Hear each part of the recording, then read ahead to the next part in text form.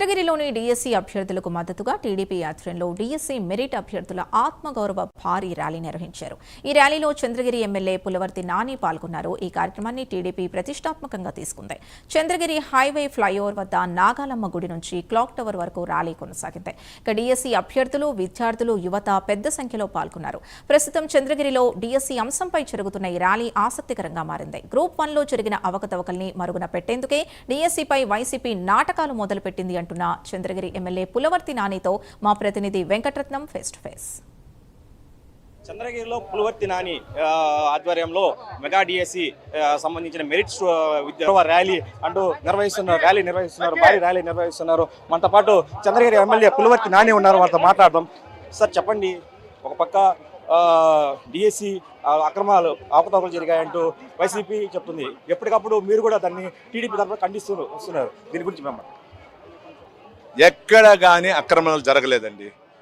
వాళ్ళ గవర్నమెంట్లో గ్రూప్ 1కి సంబంధించిన జరిగిన అక్రమాలు సిట్ ద్వారా మొత్తం జరిగిన అక్రమాలు బయటపడతా ఉంటే దాన్ని కప్పిపుచ్చుకునే దానికి ఈరోజు డిఎస్సిని ముందుకు తేవటం జరిగిందండి.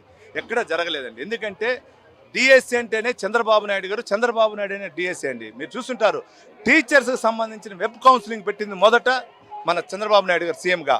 అదేవిధంగా సుమారు 2,60,000 చిల్లర మందికి డిఎస్సి ద్వారా ఉద్యోగాలు ఇచ్చిన ఘనత చంద్రబాబు నాయుడికి ఎవరీ లేదండి. దీన్ని బట్టే వాళ్ళ యొక్క గొడ్డల పార్టీ యొక్క వాళ్ళ యొక్క మనోగతం ఏమని తెలుస్తుందండి. సిబిఐ విచారణ జరపాలి, నారా లోకేష్ రాజీనామా చేయాలంటూ కూడా చెప్తున్నటువంటి పరిస్థితి. సిబిఐ అనేదండి కొన్ని కేసులకు ఉంటుంది, పెద్ద పెద్ద విషయాలకు ఉంటుంది. అక్రమాలు జరగని చోట మీకు చర్చికి రమ్మని లోకేష్ గారు, చంద్రబాబు నాయుడు గారు, డిప్యూటీ సీఎం గారు, మంత్రివర్గం అందరూ పిలుస్తూ ఉన్నారు చర్చికి రమ్మని. ఇప్పుడు నిన్నలా మొన్న కూడా చెప్పారు, రేపు అసెంబ్లీ జరుగుతా ఉంది 17 తేదీ నుంచి 20 తేదీ చర్చికి రమ్మని. రావట్లా. చూడండి, చర్చికి మేము సిద్ధం అని ఆల్రెడీ చెప్పారు. చర్చికి సిద్ధంతోనే పిలుస్తానో రావాలండి.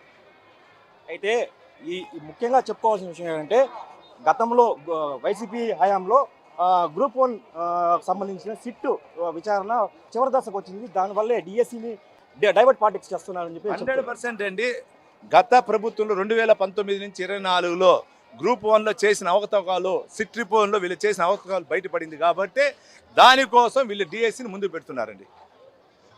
అది పులవర్తి నాయక్ గారు చెప్తున్నటువంటి పరిస్థితి. అయితే చూడొచ్చు, మెగా డిఎస్సి మెరిట్ విద్యార్థులకు ఆత్మగౌరవ ర్యాలీ అంటూ పెద్ద మెగా డిఎస్సిలో చర్చకు సిద్ధమంటూ కూడా నాని చెప్తున్నటువంటి పరిస్థితి.